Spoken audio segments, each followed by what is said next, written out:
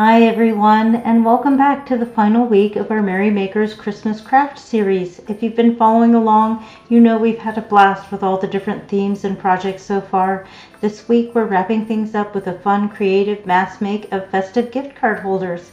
Gift cards are always a hit during the holidays, and today we'll be crafting a bunch of adorable holders to make those gifts extra special.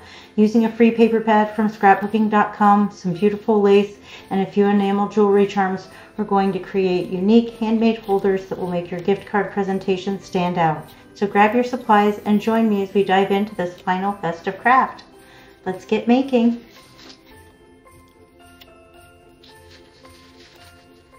On the camera you can see I'm showing you a sample of one of the gift cards. I have some lace decoration, which does make it a little bit more challenging to get the belly band on, so you might want to keep that in mind when you're decorating your little gift card. They're so much fun to make. Here's a look at the gift pad that I got for free, and a stack of the ones that I made in less than an hour. And if I'd really organized them, I'm sure I could make probably at least 10 in an hour, possibly 20. So the first thing that I did was to cut my paper down to 6 by 6, since that's the best size for this project. Keep that 2-inch scrap because we'll be using that later. And then I cut the 6-inch square down to 5 1/4.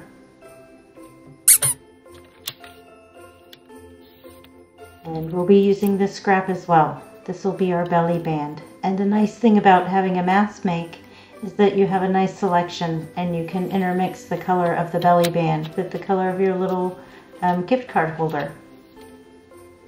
So I've already prepared a nice stack of them, so I can show you a couple samples.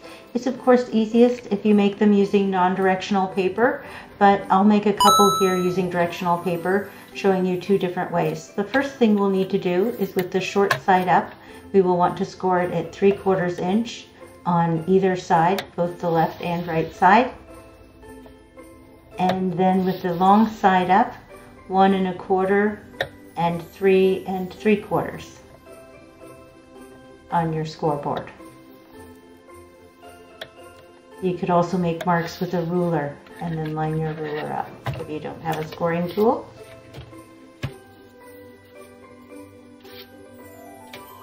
Once we have it scored, we'll want to burnish in the fold lines to make them easier to see, and we'll be cutting away a little bit of these side strips.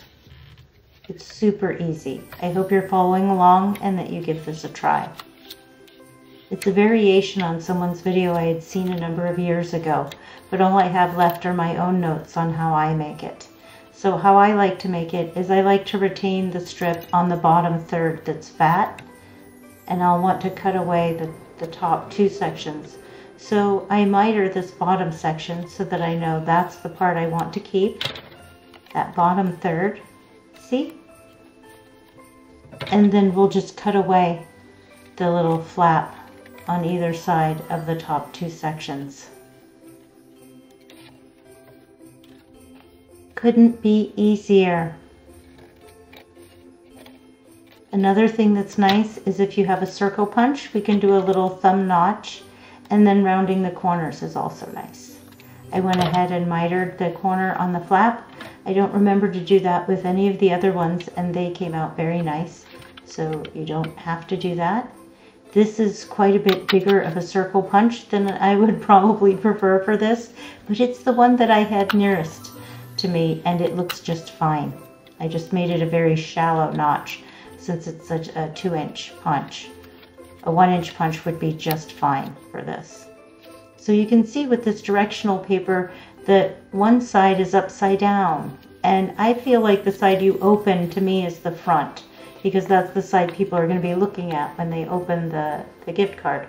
So if you just reverse your folds and put that on the inside, now it's right side up. So this is just one way of doing it. And with the next one, I'll show you the other way that I manage making these with directional paper, because I would like to use up this whole pad making little gift card holders.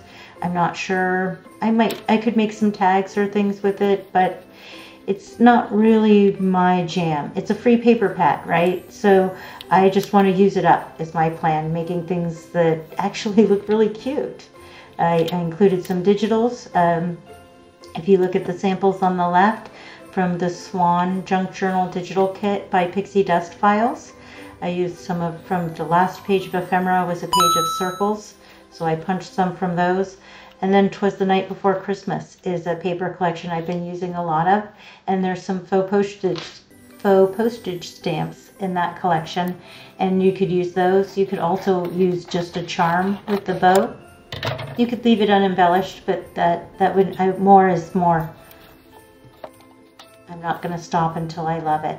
So a 2.5-inch circle punch would have fit these perfectly, but the 2-inch punch is what I have, and that's why I had it over here. So I just punched those out instead of trying to cut them round. I'd rather have them perfectly round and smaller than have my little wonky cut circles. Sometimes the wonky cuts are fun and charming, but not for this. So I put the glue onto the circle. That's not my first choice. I'm not sure why I even did that. And the next time I'll do it correctly, where you put the glue on the belly band. It's a tiny thing to aim at with the glue on the back of the circle. And it would be easy to make a mistake and glue the circle to the envelope that way. So I've moved my filming area. Unfortunately, I'm not under the window with the wonderful lighting like I used to be anymore. But the nice thing is I'm right next to my crafting area. I am 2 steps away. So I ran over and I grabbed some lace. And here's how I like to make the double bows. I've seen all kinds of cool videos on how to make cool double bows with mixed results. I don't like mixed results, so this way I call it the swoop and loop. Is the way that works best for me. I just have 2 layers of lace in my hands together. I make 2 loops and then I swoop them around and tie them into a knot. Thus the name loop and swoop. It's the way I taught my kids how to tie their shoes. Not doubled over lace, of course, but the loop and swoop method of ending up with a bow when kids are tying their shoes was the method I chose. Then you just fluff up the bow. You can glue it on. I'm using my Art Glitter brand glue in my dispenser. And then let me grab some binder clips. I have some binder clips in my crafting area. And as I said before, it's just 2 steps away now. So grab those and clip those down. Another thing that I'll want to grab while I'm over there is my charms. I'd like to show you how to attach the charms. It's much easier to attach the charm right after making the bow before you glue it down. And that's the way we'll do it. While this is drying, let's go ahead and, let's get some glitter on it and let the glitter dry.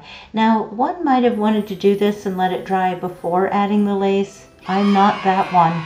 This one, I like to do it this way, just sit there and get it done. So if some of the glitter gets on the lace, glittery lace, that's not a problem for me. That sounds pretty adorable. So it's not going to stop me. I'm not going to slow down. So that one can sit and dry with the lace and let the glue dry while I demonstrate a second way of compensating for having directional paper. Again, if you got this free paper bag from scrapbook.com or from some other order that maybe isn't your jam and you don't know what to do with it, these papers are really cute. I love that there's lots of pastel Christmas in here because I've been loving the pastel Christmas these last couple of years. It just fits in so great with all of my fairy themed things.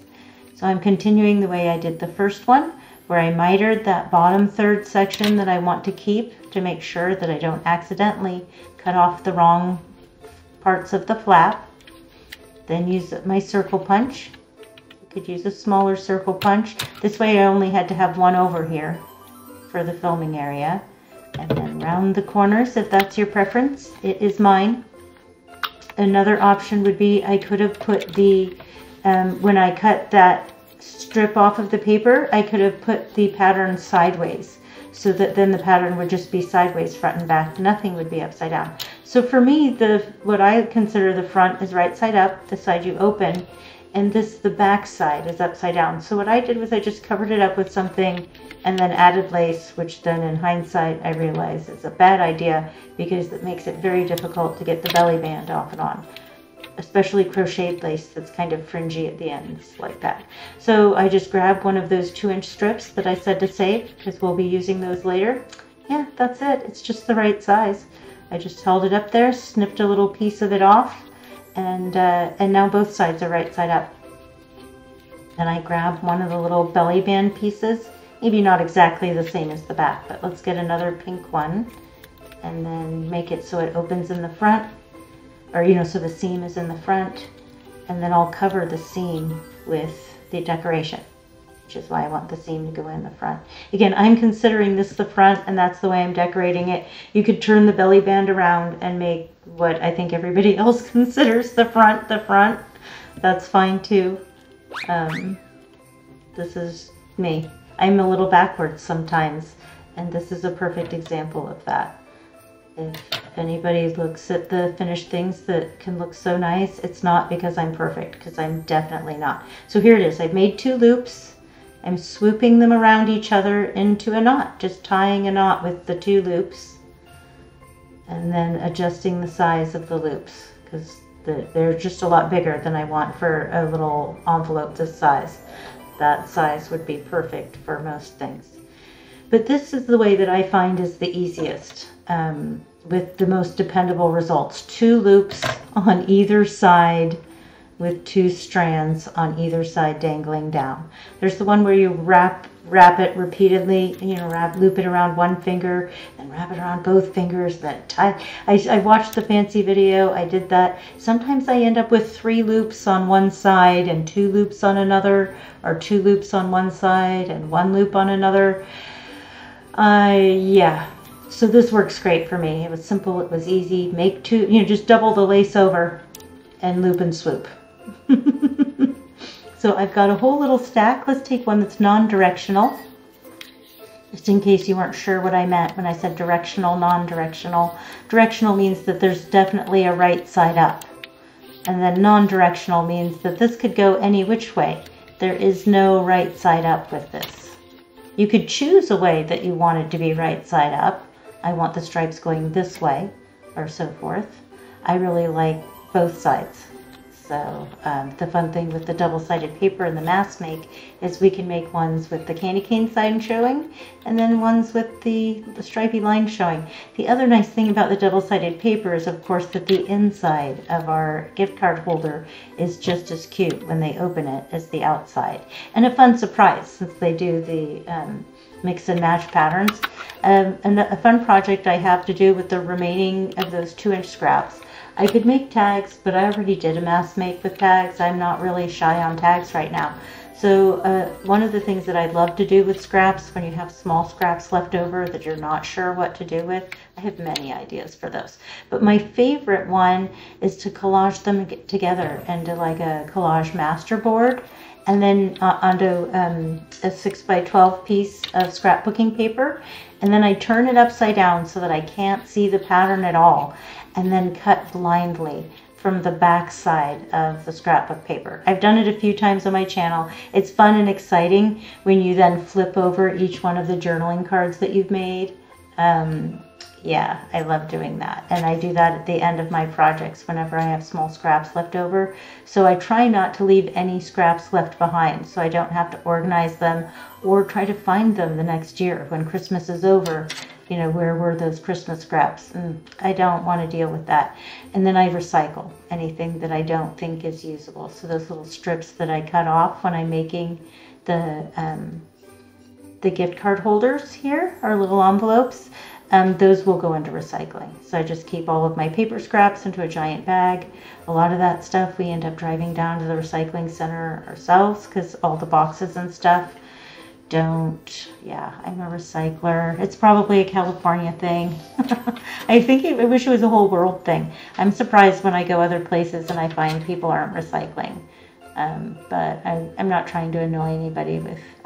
This is not my first time going on a recycling rant either. Yeah, when I visit my family in Texas, I can't believe that the aluminum cans they just have one bin for trash, aluminum, paper, everything, just right into one bin. That it's just the way they do it. There's nothing against them. It's just difficult for me. Since I became an adult, I've been a recycler, and so it started with multiple bins where we had to sort our recycling into different types of things. Now we just have separated. One is trash, one is recycling. On screen, I'm showing you how I'm using my pliers to help me get the jump ring through the loop of the lace. You could use your fingers, but I find that using the pliers with my left hand to grip the ring, so the pliers in my left hand are just holding it firmly. You know, I just am gripping that tightly. That's all I'm doing with the left one. And the pliers in my right hand, since I'm right-handed, are the ones I use to clamp the jump ring shut. So this charm, I like to put the charm on the jump ring and then put it on there. This charm doesn't matter. There's no real front or back to it. Most of my charms, like the two on my desk, there is a front and a back. I put the seam too low on this one, and now my binder clip won't reach to hold it down. So I think I'll just use the little legs of the binder clip to hold that in place, and then hopefully not mess with it too much while the glue's drying. That's not my best. Let's get some glitter going. Speaking of letting dry, let's get some glitter going on this one. I think the bow might be stuck down good enough. So we can take the clip off and use that again. And then this time I'm using the silver Stickles glitter. It's my favorite way to glitter anything. You've probably heard me talk about Stickles before. This is it. And the main reason why is that if you add glue and then glitter things, you end up with glitter everywhere. And I am terrible at spilling and making messes and like dropping things. Whoops! You know, like me and glitter, forgetting I have a fan on or something. I just can only imagine. I do have some glitter, but very rarely am I brave enough to get out actual glitter to glitter things because of the aforementioned spilling, mess making. I'll clear off a huge space on the counter and be like, like it's a hazard zone or something when I try to deal with glitter because, yeah. So I just want to make sure I didn't glue any of the belly bands shut. Or, you know, to the envelope. I won't be able to check that one, of course, because it's still clamped down and drying. And let's take a look at some of the ones that I'd already made, you know, that you can make using that paper pad. And then any of the tiny little cut aparts that you have from other pads, like those faux postage stamps from 'Twas the Night Before Christmas by Graphic 45 that I had out and had been using. Or your digital files, if you have digital files like I did with pixie dust files. As always, thank you so much for watching. Don't forget to check out the videos by the other creators, and please have a wonderful day.